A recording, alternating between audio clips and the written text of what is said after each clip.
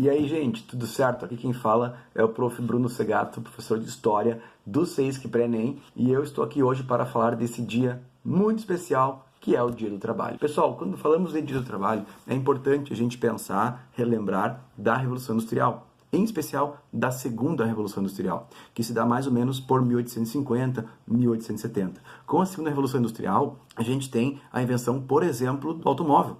A gente tem aqui o uso do petróleo, o uso da energia elétrica, certo? O aperfeiçoamento das embarcações, o aperfeiçoamento das ferrovias. Então, gente, nas fábricas gera-se um ritmo ainda mais acelerado de produção de mercadorias. Vamos lembrar da primeira Revolução Industrial? As máquinas trabalhavam com base no vapor, energia a vapor, principalmente no setor têxtil e na Inglaterra. Bom, no século XIX a gente tem um salto de produção industrial, ela começa a ser cada vez mais intensa, mais rápida. Porém, o outro lado desta moeda é justamente que aqueles que não tinham nada a oferecer, que não fosse a sua força de trabalho, estavam, digamos, se sentindo cada vez mais sujeitos a condições insalubres, vamos dizer assim, de produção dentro das fábricas. Então eu estou falando de quem? Do proletariado. O proletariado começa a se organizar em fins do século XIX nos seus sindicatos,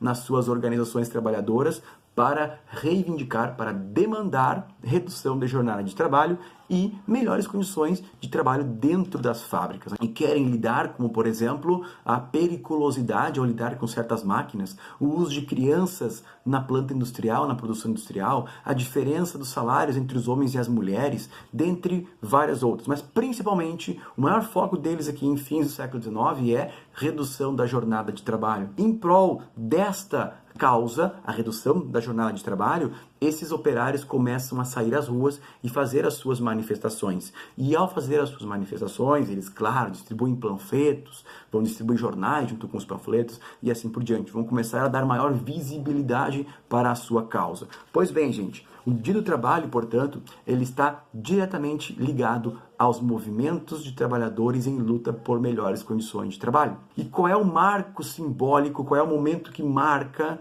o 1º de maio? Ocorreu em 1886 nos Estados Unidos, quando milhares de trabalhadores cruzaram os braços, declararam-se em greve e decidiram não voltar ao trabalho. Os dias seguintes do mês de maio começam a ter revoltas e distúrbios em várias cidades dos Estados Unidos.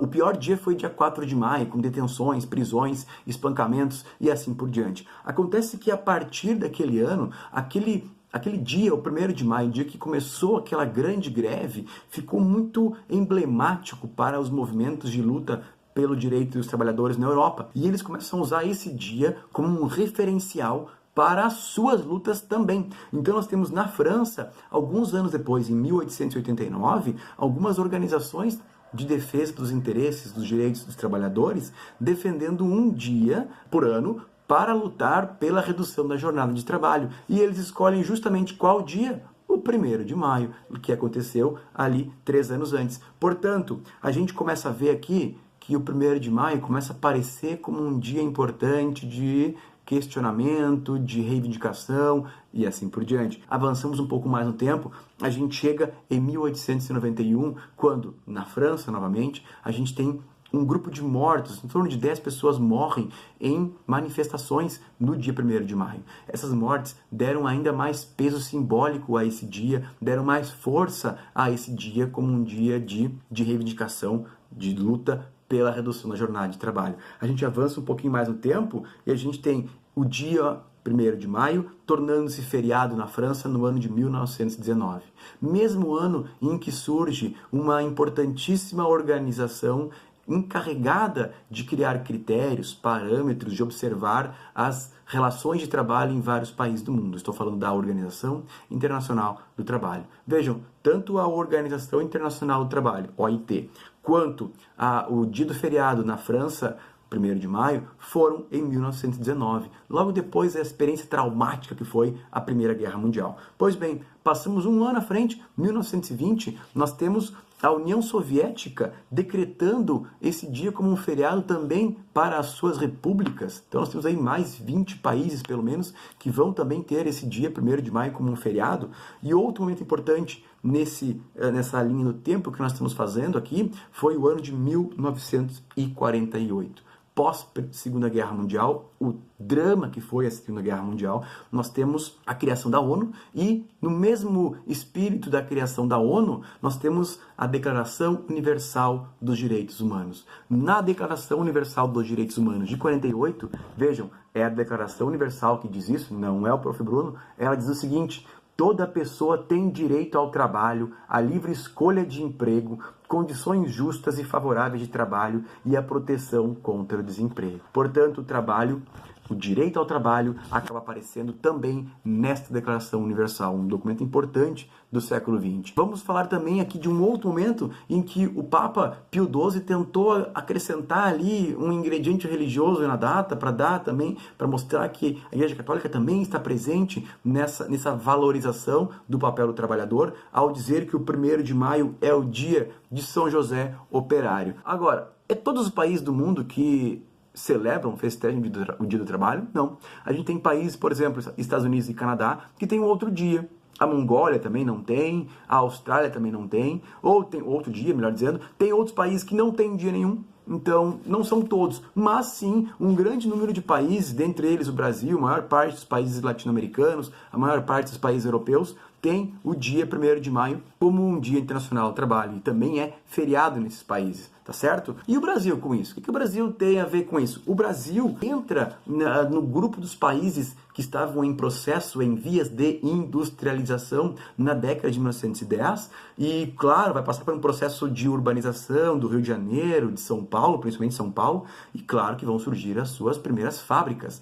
Então, gente, se eu tenho fábricas, eu começo a ter aqueles que nada têm a oferecer, senão a sua força de trabalho, o proletariado. Esse proletariado brasileiro vai realizar a sua primeira grande greve em 1917. É a primeira greve geral do Brasil que vai colocar na mesa questões aí como as melhores condições de vida nas fábricas, tá certo? Melhores condições de trabalho. Passamos um pouco mais no tempo. Em 1925, na onda aí dos países que reconhecem o Dia Internacional do Trabalho como um dia importante, nós temos o presidente Arthur Bernardes, que reconhece ele como um feriado. E mais avançado um pouco no tempo, a gente chega na Era Vargas.